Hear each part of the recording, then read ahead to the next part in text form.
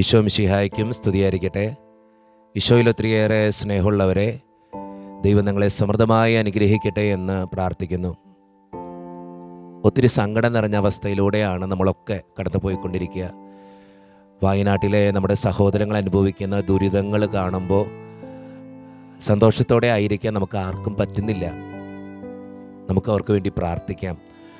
നമുക്ക് ചെയ്യാൻ പറ്റുന്ന രണ്ട് കാര്യങ്ങൾ: ഒന്നാമത്തെ കാര്യം അവരെ പറ്റാവുന്ന രീതിയിൽ സഹായിക്കുക എന്നുള്ളതാണ്. രണ്ടാമത്തെ കാര്യം അവർക്ക് വേണ്ടി പ്രാർത്ഥിക്കുക എന്നുള്ളത് മാത്രമാണ്. നമ്മെക്കൊണ്ട് പറ്റാവുന്ന രീതിയിൽ അവരെ സഹായിക്കാം. ഒത്തിരി മക്കൾ അവരെ സഹായിക്കാനായിട്ട് കടന്നു വരുന്നുണ്ട്. അവരുടെ അവസ്ഥകൾ കാണുമ്പോൾ, നമ്മുടെ സഹോദരങ്ങൾ വേദന അനുഭവിക്കുന്നത് കാണുമ്പോൾ ഒത്തിരി പേര് സഹായിക്കാനായിട്ട് കടന്നു വരുന്നുണ്ട്. ഇനിയും സഹായിക്കാൻ മനസ്സുള്ളവർ അവരെ സഹായിക്കണമേ എന്ന് പ്രത്യേകമായിട്ട് അപേക്ഷിക്കുന്നു. സഹായമായിട്ട് കടന്നു വന്ന എല്ലാവരെയും ദൈവം അനുഗ്രഹിക്കട്ടെ എന്ന് പ്രത്യേകമായിട്ട് പ്രാർത്ഥിക്കുകയാണ്. ഇന്നിപ്പോൾ എൻ്റെ പള്ളിയിലാണെങ്കിലും ഞാനിങ്ങനെ വിളിച്ചു പറഞ്ഞപ്പോൾ ഒത്തിരി മക്കൾ സഹായിക്കാനായിട്ട് കടന്നു വന്നു. എനിക്ക് നിങ്ങളോട് പറയാനുള്ള കാര്യം, നമ്മെക്കൊണ്ട് പറ്റാവുന്ന സഹായം അവർക്ക് വേണ്ടി ചെയ്യുക. കാരണം ഒത്തിരി വിഷമത്തിലൂടെയാണ് അവർ മുൻപോട്ട് പോയിക്കൊണ്ടിരിക്കുക. നമുക്കറിയാം അവരുടെ അവസ്ഥ. വീടില്ല, ബന്ധങ്ങളില്ല, വരുമാന മാർഗങ്ങളില്ല. ഇനി എന്ത് ചെയ്യുമെന്നറിയാൻ പാടില്ല. അവരൊക്കെ ക്യാമ്പിൽ ജീവിച്ചിരിക്കുന്നുണ്ടെങ്കിലും ജീവൻ നഷ്ടമായ അവസ്ഥയിലൂടെയാണ് അവർ കടന്നുപോയിക്കൊണ്ടിരിക്കുക. എന്തെന്ന് വെച്ചാൽ, ഒരു ചത്തത്തിനൊക്കുമേ ജീവിച്ചിരിക്കുന്നൊരവസ്ഥ, ആരും ഇല്ലാത്തൊരവസ്ഥ. അവർക്ക് താങ്ങായിട്ട് നിൽക്കാൻ നമ്മൾ മാത്രമേ ഉള്ളൂ, നമ്മുടെ സ്നേഹം മാത്രമേ ഉള്ളൂ. അതുകൊണ്ട് എനിക്ക് നിങ്ങളോട് പറയാനുള്ള കാര്യം, ഈ സ്നേഹവും ആത്മാർത്ഥതയും എന്നും ഉണ്ടാകട്ടെ എന്ന് പ്രാർത്ഥിക്കുന്നു. ഈ തുടക്കത്തിൽ മാത്രമല്ല, എന്നും ഉണ്ടാകട്ടെ എന്ന് പ്രാർത്ഥിക്കുക. കാരണം ഒത്തിരി മക്കളിപ്പോൾ സഹായമായിട്ട് കടന്നു വരുന്നുണ്ട്. ദൈവത്തിൻ്റെ ചായയുള്ള കുറേ മനുഷ്യർ. ഞാൻ പലപ്പോഴും ചിന്തിക്കാറുണ്ട്, ഇങ്ങനെ ഒരു ദുരിതം വരുമ്പോൾ, ഒരു വേദന വരുമ്പോൾ ദൈവത്തിൻ്റെ ചായയുള്ള കുറേ മനുഷ്യർ കടന്നു വരും. ഈ കേരളം ഏറ്റവും സുന്ദരമായിരിക്കുന്നതും ദൈവത്തിൻ്റെ നാടെന്നൊക്കെ വിളിക്കാൻ കാരണവും എനിക്ക് തോന്നുന്നു ഇങ്ങനെയുള്ള കുറേ മനുഷ്യർ കേരളത്തിലുള്ളതുകൊണ്ടാണ്. ഒരു ദുരിതം വന്നപ്പോഴേക്കും സ്വന്തം ബന്ധങ്ങൾ പോലും നോക്കാതെ, സ്വന്തമാണെന്നൊന്നും പോലും നോക്കാതെ, സ്വന്തം സഹോദരനെ എങ്ങനെയൊക്കെ സഹായിക്കാൻ പറ്റുമോ അതുപോലെ സഹായിക്കാൻ ഇറങ്ങിത്തിരിക്കുന്ന കുറേ മനുഷ്യർ, ദൈവത്തിൻ്റെ ചായയുള്ള കുറേ മനുഷ്യർ. ദൈവം അനുഗ്രഹിക്കട്ടെ എന്ന് മാത്രം ഞാൻ പ്രാർത്ഥിക്കാം. സോഷ്യൽ മീഡിയയിലൊക്കെ നമ്മളത് കാണുമ്പോൾ പലപ്പോഴും ഇങ്ങനെ അവരോടൊക്കെ ഇങ്ങനെ ബഹുമാനം തോന്നാറുണ്ട്. ഇങ്ങനെ ഒരു ദുരിതം വരുമ്പോഴേക്കും ഓടിച്ചെന്ന് സഹായിക്കുന്ന കുറേ മനുഷ്യർ, പട്ടാളക്കാരായിരിക്കാം, പോലീസുകാരായിരിക്കാം, കുറേ സന്നദ്ധ പ്രവർത്തകരായിരിക്കാം. സ്വന്തം കുടുംബത്തെ എങ്ങനെയൊക്കെ സഹായിക്കാൻ പറ്റുമോ അങ്ങനെ സഹായിക്കുന്ന കുറേ മനുഷ്യർ. അവരുടെ മുമ്പിൽ ഞാൻ കൈകൾ കൂപ്പുകയാണ്. കാരണം നിങ്ങളൊക്കെ ദൈവത്തിൻ്റെ മുഖമുള്ള മനുഷ്യരാണ്. നിങ്ങളൊക്കെ അങ്ങനെ ചെയ്യുന്നതാണ് ഏറ്റവും മനോഹരമാക്കുന്നത് ഈ നാടിനെ. നമ്മളൊക്കെ ഒരുമിച്ച് നിന്നാൽ ഈ വയനാടിനെ മുൻപോട്ട് കൊണ്ടുപോകാൻ പറ്റുമെന്നാണ് എനിക്ക് തോന്നുന്ന കാര്യം. നമ്മെക്കൊണ്ട് പറ്റാവുന്ന സഹായങ്ങൾ ചെയ്യുക, അവർക്ക് വേണ്ടി പ്രത്യേകമായിട്ട് പ്രാർത്ഥിക്കുക. എനിക്കധികം സംസാരിക്കാനൊന്നും പറ്റുന്നില്ല. കുറച്ച് ദിവസങ്ങളൊക്കെ ആയിട്ട് പലരും എന്നോട് ചോദിച്ചു, അച്ഛൻ എന്താ വീഡിയോസ് ഒന്നും ചെയ്യാത്ത? അങ്ങനൊരു മൂഡല്ലായിരുന്നു എനിക്ക് സംസാരിക്കാൻ പറ്റുന്നൊരു മൂഡല്ല. അവരുടെ വിഷമങ്ങൾ കാണുമ്പോൾ, അവരുടെ സങ്കടങ്ങൾ കാണുമ്പോൾ, അവരുടെ രോദനം കേൾക്കുമ്പോൾ, അവരുടെ കരച്ചിൽ കാണുമ്പോൾ, നഷ്ടപ്പെട്ടവരുടെ നിരാശ കാണുമ്പോൾ എനിക്കൊന്നും പറയാൻ പറ്റുന്നില്ല. എനിക്ക് അവരോട് പറയാനുള്ള കാര്യം, ദൈവമുണ്ട് കൂട്ടിന്. അത് മാത്രമേ എനിക്ക് പറയാനുള്ളൂ. ദൈവമുണ്ട് കൂട്ടിന്. ദൈവം ഉണ്ടെന്നുള്ള പ്രത്യാശയോടുകൂടെ നിങ്ങൾ ഇനിയും ജീവിക്കുക. കാരണം ഈ സങ്കടത്തിൻ്റെ നടുവിലും ഈ ദുരിതത്തിൻ്റെ നടുവിലും ആശ്രയമായിട്ട് കടന്നു വരുന്ന ദൈവത്തിൻ്റെ മുകളിലുള്ള കുറേ മനുഷ്യരുണ്ട്. മാലാഖമാരായിട്ട് കടന്നു വരുന്ന കുറേ മനുഷ്യർ, ജീവിതത്തിലേക്ക് കരകയറ്റുന്ന കുറേ മനുഷ്യർ, സാമ്പത്തികമായിട്ടും മറ്റു പല കാര്യങ്ങൾ കൊണ്ടും ഒത്തിരി സഹായിക്കുന്ന കുറേ മനുഷ്യർ. അതൊക്കെ ദൈവത്തിൻ്റെ ചായയും മുഖമുള്ള മനുഷ്യരാണ്. എനിക്ക് തോന്നുന്നു അവരൊക്കെ നമുക്ക് പ്രത്യാശ തരികയാണ് ഇനിയും ജീവിതത്തിലേക്ക് വരണമെന്നുള്ളത്. വയനാട്ടിലെ മക്കൾക്ക് വേണ്ടിയും നമുക്ക് പ്രാർത്ഥിക്കാം. കാരണം അവരൊക്കെ ജീവിതത്തിലേക്ക് കടന്നു വരുമ്പോഴാണ് നമ്മളൊക്കെ ആഗ്രഹിക്കുന്ന രീതിയിൽ, അല്ലെങ്കിൽ അവർ ജീവിതത്തിലേക്ക് തിരിച്ചു വരുമ്പോഴാണ് അവരെ ഓർത്ത് നമുക്ക് സന്തോഷിക്കാൻ പറ്റുക. എനിക്കും നിങ്ങളോട് പറയാനുള്ള കാര്യം, നിങ്ങളുടെ പ്രാർത്ഥനയിൽ പറ്റുമെങ്കിൽ എല്ലാ ദിവസവും അവരെ ഒന്ന് ചേർത്ത് പിടിക്കുക. ഞാൻ അന്നറിഞ്ഞ ദിവസം തൊട്ട് എല്ലാ ദിവസവും വിശുദ്ധ കുർബാനയിൽ അവർക്ക് വേണ്ടി പ്രാർത്ഥിക്കുന്നുണ്ട്. എൻ്റെ ജപമാലയിൽ പ്രത്യേകമായിട്ട് സമർപ്പിച്ച് പ്രാർത്ഥിക്കുന്നുണ്ട്. എൻ്റെ ആരാധനയുടെ നിമിഷങ്ങളിൽ ദിവ്യകാരുണ്യനാഥൻ്റെ മുമ്പിൽ പ്രത്യേകമായിട്ട് അവിടുത്തെ മക്കൾക്ക് വേണ്ടി വയനാട്ടിൽ ദുരിതം അനുഭവിക്കുന്ന മക്കൾക്ക് വേണ്ടി അതോടൊപ്പം തന്നെ അവിടെ ശുശ്രൂഷ ചെയ്യുന്ന, സേവനം ചെയ്യുന്ന പോലീസുകാർ, പട്ടാളക്കാർ, സന്നദ്ധ പ്രവർത്തകർ, നാട്ടുകാർ, അവർക്ക് ഭക്ഷണം വെച്ച് കൊടുക്കുന്നവർ, അങ്ങനെ ഒത്തിരി മക്കൾ അവിടെ സഹായമായിട്ട് കടന്നിരുന്നുണ്ട്. ലോകത്തിൻ്റെ നാനാ സ്ഥലങ്ങളിൽ നിന്നും, അതോടൊപ്പം തന്നെ കേരളത്തിൻ്റെ പല ഭാഗത്തു നിന്നും, ഇന്ത്യയിൽ നിന്നുള്ള പല ഭാഗത്തു നിന്നും മനുഷ്യന്മാർ സഹായമായിട്ട് കടന്നു വരുന്നുണ്ട്. പല രീതിയിലും സഹായിക്കുന്നുണ്ട്. ഇനിയും ആ സഹായങ്ങൾ ഉണ്ടാകട്ടെ എന്ന് പ്രാർത്ഥിക്കുന്നു. അവർക്കെല്ലാവർക്കും വേണ്ടി ഞാൻ പ്രാർത്ഥിക്കുന്നുണ്ട്. അവരെ ദൈവം അനുഗ്രഹിക്കട്ടെ എന്ന് പ്രത്യേകമായിട്ട് ദൈവത്തിൻ്റെ മുമ്പിൽ ഞാൻ അപേക്ഷിക്കുക. കാരണം ഇങ്ങനെ കുറേ മനുഷ്യരുള്ളത് കൊണ്ടാണ് നമ്മളൊക്കെ സന്തോഷിക്കുക, ചിരിക്കുക. എനിക്കും നിങ്ങളോട് പറയാനുള്ള കാര്യം, നമുക്ക് ചിലപ്പോൾ സാമ്പത്തികമായിട്ട് ഒത്തിരി സഹായിക്കാനൊന്നും പറ്റിയില്ലെങ്കിലും നമ്മെക്കൊണ്ട് ചെയ്യാൻ പറ്റുന്നൊരു കാര്യം അവർക്ക് വേണ്ടി എന്നും പ്രാർത്ഥിക്കുക എന്നുള്ളതാണ്. ഇനിയുള്ള അവരുടെ ജീവിതത്തിന് ഒരു പ്രത്യാശയും മുൻപോട്ട് പോകാനുള്ളൊരു ഊർജ്ജവും കർത്താവെ നീ കൊടുക്കണേ എന്ന്. കാരണം അവരെല്ലാവരും നിരാശപ്പെട്ടിരിക്കുക, വല്ലാത്തൊരവസ്ഥയാണ് അവരുടെ ജീവിതത്തിന് മുമ്പിൽ. ഇനി എന്തെന്നുള്ളൊരവസ്ഥ, ആരുമില്ലാത്തൊരവസ്ഥ, കുടുംബം നഷ്ടപ്പെട്ട ഒരവസ്ഥ, വീട് നഷ്ടപ്പെട്ട ഒരവസ്ഥ. ഇനി എന്തു ചെയ്യുന്നും ഒരു പിടിപാടില്ലാണ്ട് അവർ മുമ്പിൽ നിൽക്കുക. ഒത്തിരി പേര് സഹായിക്കാനായിട്ട്, ഒത്തിരി നല്ല മനുഷ്യർ സഹായമായിട്ട് കടന്നു വരുന്നുണ്ട്. വീട് നിർമ്മിച്ചും അങ്ങനെ സോഷ്യൽ മീഡിയയിലൊക്കെ നമ്മൾ നോക്കി കഴിയുമ്പോൾ മക്കളെടുത്ത് വളർത്താമെന്ന് പറയുന്ന കുറേ നല്ല മനുഷ്യർ, ഉള്ളതൊക്കെ അവർക്ക് വേണ്ടി കൊടുക്കുന്ന മനുഷ്യർ, അങ്ങനെയൊക്കെ നല്ല പ്രവൃത്തികൾ ചെയ്യുന്നവർ ഒത്തിരി പേര് കടന്നു വരുന്നുണ്ട്. ദൈവം അനുഗ്രഹിക്കട്ടെ എന്ന് പ്രാർത്ഥിക്കുന്നു.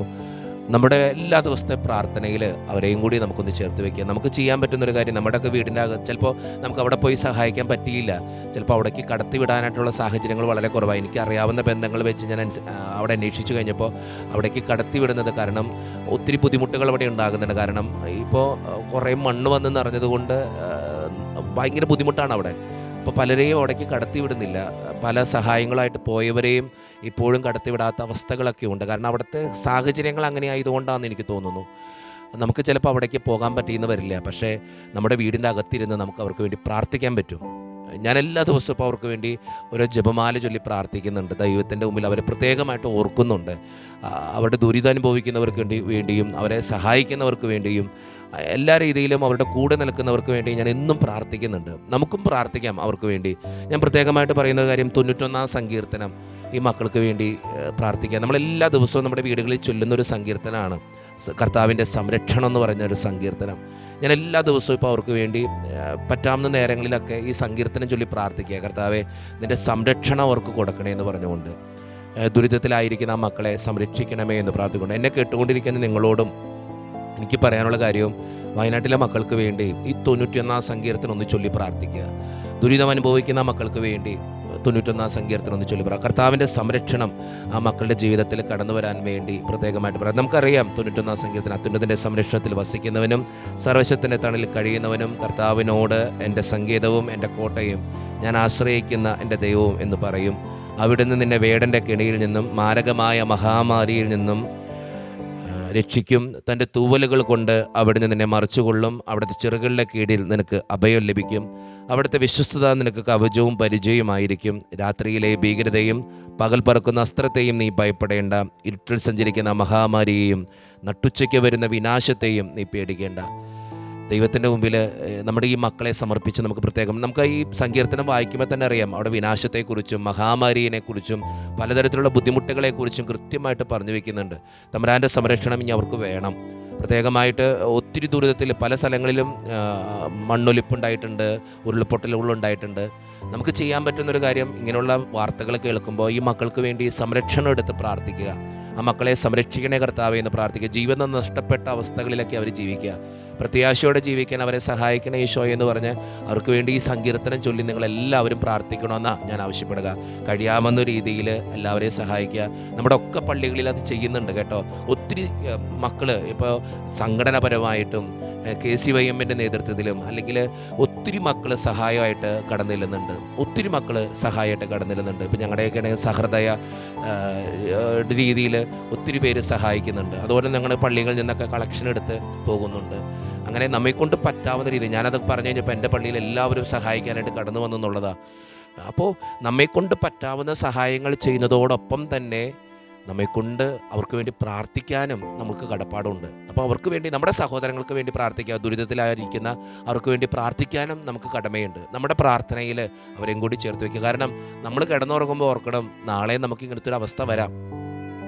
നമ്മൾ സ്വസ്ഥമായിട്ട് കിടന്നുറങ്ങുമ്പോൾ ചിന്തിക്കണം, ഇത് ദൈവത്തിൻ്റെ അനുഗ്രഹമാണ്, ഒരു കുഴപ്പമില്ലാതെ നമ്മൾ മുന്നോട്ട് പോകുന്നത്. നമുക്കും വരാം ഇങ്ങനെയുള്ള അവസ്ഥകൾ. അപ്പോൾ കർത്താവിൻ്റെ സംരക്ഷണം എല്ലാ മക്കളിലും നിറയാൻ വേണ്ടി ഇനിയൊരു ദുരിതത്തിലേക്കോ ഒരു വേദനയോ നമ്മുടെ കേരളത്തിൽ നിന്നല്ല എവിടെയും സംഭവിക്കാതിരിക്കാൻ വേണ്ടി നമുക്ക് പ്രാർത്ഥിക്കാം. ഈ സംരക്ഷണ പ്രാർത്ഥന പ്രത്യേകമായിട്ട് എല്ലാ മക്കളും എല്ലാ ദിവസവും ചൊല്ലി പ്രാർത്ഥിക്കുക. പ്രത്യേകിച്ച് വയനാട്ടിലെ മക്കൾക്ക് വേണ്ടി ഇപ്പോൾ ഇത് ചൊല്ലി പ്രാർത്ഥിക്കുക. ഞാൻ അറിഞ്ഞിടത്തോളം കേരളത്തിൽ പല ഭാഗത്തും ഇപ്പോൾ ഉരുൾപൊട്ടലൊക്കെ ഉണ്ടായിട്ടുണ്ട്, ചെറിയ രീതിയിലെങ്കിലൊക്കെ. അപ്പോൾ വയനാട്ടിലാണ് ഏറ്റവും ബുദ്ധിമുട്ട് അനുഭവിക്കുന്ന ഒരു ഉരുൾപൊട്ടലും മണ്ണൊലിപ്പുണ്ടായത്. അപ്പോൾ നമുക്ക് പ്രത്യേകമായിട്ട് ഈ മക്കൾക്ക് വേണ്ടി പ്രാർത്ഥിക്കാം. ഈ സങ്കീർത്തനം 91 സങ്കീർത്തനം നമ്മുടെയൊക്കെ വീടുകളിൽ എല്ലാ ദിവസവും ചൊല്ലുന്ന ഈ സങ്കീർത്തനം ഈ ദിവസങ്ങളിലൊക്കെ ചെല്ലുമ്പോൾ പ്രത്യേകമായിട്ട് വയനാട്ടിലെ മക്കൾക്ക് വേണ്ടി നമുക്ക് പ്രത്യേകമായി ചൊല്ലി പ്രാർത്ഥിക്കാം. അതിൽ കൃത്യമായിട്ട് പറഞ്ഞു വയ്ക്കുന്നുണ്ട്, വിനാശത്തിൽ നിന്ന് നീ പേടിക്കേണ്ട, നിന്റെ പാർശ്വങ്ങളിൽ 1000 മരിച്ചു വീണേക്കാം, നിന്റെ വലതുവശത്ത് 10,000, എങ്കിലും നിനക്ക് ഒരനർത്ഥവും സംഭവിക്കുകയില്ല. ദുഷ്ടരുടെ പ്രതിഫലം നിന്റെ കണ്ണുകൾ കൊണ്ട് തന്നെ നീ കാണും. നീ കർത്താവിൽ ആശ്രയിച്ചു, അത്യുന്നതിൽ നീ വാസമർപ്പിച്ചു, നിനക്കൊരു തിന്മയും ഭവിക്കുകയില്ല, ഒരനർത്ഥവും നിന്റെ കൂടാരത്തെ സമീപിക്കുകയില്ല. നിന്റെ വഴികൾ നിന്നെ കാത്തുപാലിക്കാൻ അവിടുന്ന് തൻ്റെ ദൂതന്മാരോട് കൽപ്പിക്കും. നിന്റെ പാദം കല്ലിൽ തട്ടാതിരിക്കാൻ അവർ നിന്നെ കൈകളിൽ വഹിച്ചുകൊള്ളും. സിംഹത്തെയും അണലിയുടെയും മേൽ നീ ചവിട്ടി നടക്കും. യുവസിംഹത്തെയും സർപ്പത്തെയും നീ ചവിട്ടി മെതിക്കും. അവൻ സ്നേഹത്തിൽ എന്നോട് ഒട്ടി നിൽക്കുന്നതിനാൽ ഞാൻ അവനെ രക്ഷിക്കും. അവൻ എൻ്റെ നാമം അറിയുന്നത് കൊണ്ട് ഞാൻ അവനെ സംരക്ഷിക്കും. അവനെ വിളിച്ചപേക്ഷിക്കുമ്പോൾ ഞാൻ അവന് ഉത്തരം അരുളും. അവൻ്റെ കഷ്ടതയിൽ ഞാൻ അവനോട് ചേർന്ന് നിൽക്കും. ഞാൻ അവനെ മോചിപ്പിക്കുകയും മഹത്വപ്പെടുത്തുകയും ചെയ്യും. ദീർഘായുസ് നൽകി ഞാൻ അവനെ സംതൃപ്തനാക്കും. എൻ്റെ രക്ഷ ഞാൻ അവന് കാണിച്ചു കൊടുക്കും. കർത്താവിൻ്റെ രക്ഷ ഈ മക്കളിൽ നിറയാൻ വേണ്ടി നമുക്ക് ഈ ദിവസങ്ങളിലൊക്കെ പ്രാർത്ഥിക്കാം. കഴിയാവുന്ന രീതിയിലൊക്കെ നമ്മെക്കൊണ്ട് പറ്റാവുന്ന സഹായങ്ങൾ ചെയ്തുകൊണ്ടും അതോടൊപ്പം പ്രത്യേകിച്ച് എല്ലാ ദിവസവും ഈ മക്കൾക്ക് വേണ്ടി പ്രാർത്ഥിച്ചുകൊണ്ടും നമുക്കായിരിക്കാം. ഞാൻ എല്ലാ ദിവസവും ഇപ്പോൾ ഈ മക്കൾക്ക് വേണ്ടി പ്രാർത്ഥിക്കുന്നുണ്ട്. ദുരിതമുഖത്തായിരിക്കുന്ന എല്ലാ മക്കൾക്കും വേണ്ടി ഞാൻ പ്രാർത്ഥിക്കുന്നുണ്ട്. നിങ്ങളും പ്രാർത്ഥിക്കുക. നമുക്ക് ചെയ്യാൻ പറ്റുന്ന കാര്യങ്ങൾ അതൊക്കെയാണ്. ചെറിയ സഹായങ്ങൾ ചെയ്തും നമ്മെക്കൊണ്ടൊരു പറ്റാവുന്ന രീതിയിൽ ഇവർക്ക് വേണ്ടി പ്രാർത്ഥിച്ചും നമുക്ക് മുന്നോട്ട് പോകാം. അതുമാത്രമാണ് നമുക്ക് ഈ അവസ്ഥയിൽ ചെയ്യാനായിട്ട് പറ്റുന്നൊരു കാര്യം. നമ്മളെപ്പോഴും ഓർക്കുക, പ്രത്യാശ അവർക്ക് കൈവന്നാലാണ്, മുൻപോട്ട് ജീവിക്കണം എന്നുള്ളൊരു ആഗ്രഹം വന്നാലാണ് അവരുടെ നിരാശകളൊക്കെ മാറുള്ളൂ. പലപ്പോഴും അവരുടെ വീഡിയോസൊക്കെ കാണുമ്പോൾ ഇങ്ങനെ കരയുന്ന അവസ്ഥകളൊക്കെയാണ്, തേങ്ങുന്ന അവസ്ഥകളൊക്കെയാണ്, പ്രത്യാശ നഷ്ടപ്പെട്ട അവസ്ഥകളൊക്കെ. ക്യാമ്പിലൊക്കെ ആയിരിക്കുമ്പോൾ അവരിങ്ങനെ ചത്തതിനൊക്കെയാണ് ജീവിച്ചിരിക്കുക. നമുക്ക് അവർക്ക് വേണ്ടി പ്രാർത്ഥിക്കാം. ദൈവമേ, നിൻ്റെ പ്രത്യാശ അവരുടെ ജീവിതത്തിൽ നിറയാൻ, നിൻ്റെ രക്ഷ അവരുടെ ജീവിതത്തിൽ നിറയാൻ ഇടയാക്കണേന്ന്. പറ്റുമെങ്കിൽ എല്ലാവരും നിങ്ങളുടെ കുടുംബ പ്രാർത്ഥനയിൽ, നിങ്ങളുടെ വിശുദ്ധ ബലി അർപ്പണത്തിൽ, നിങ്ങളുടെ പ്രാർത്ഥനായാമങ്ങളിൽ ഈ മക്കളെ ഒന്ന് ചേർത്ത് വെക്കണേന്ന് അപേക്ഷിക്കുക. നമുക്ക് ചെയ്യാൻ പറ്റുന്ന ഏറ്റവും പ്രധാനപ്പെട്ട ഒരു കാര്യം അതാ. ദൈവത്തിൻ്റെ അനുഗ്രഹവും ദൈവത്തിൻ്റെ മുഖമുള്ള കുറേ മനുഷ്യർ, ദൈവത്തിൻ്റെ സഹായം എത്തിക്കുന്ന കുറേ മനുഷ്യർ ഇനിയും അവിടേക്ക് ചെല്ലാനും ഒത്തിരി സഹായങ്ങൾ അവർക്ക് കിട്ടുവാനും, ഇപ്പോൾ അവർക്ക് ജീവിക്കാനുള്ള കാര്യങ്ങളൊക്കെ കിട്ടുന്നുണ്ടെങ്കിൽ മുൻപിൽ അവരുടെ വലിയൊരു ആഗ്രഹമാണ് ഒരു വീട്. അങ്ങനെ കുറേ മനുഷ്യർ നല്ല സ്ഥലം കൊടുത്തും വീട് നിർമ്മിക്കാനുള്ള ഇതൊക്കെ ആയിട്ട് കടന്നു വരുന്നുണ്ട്. ഞാൻ അവരെയൊക്കെ നന്ദിയോടുകൂടി ഓർക്കുന്നു.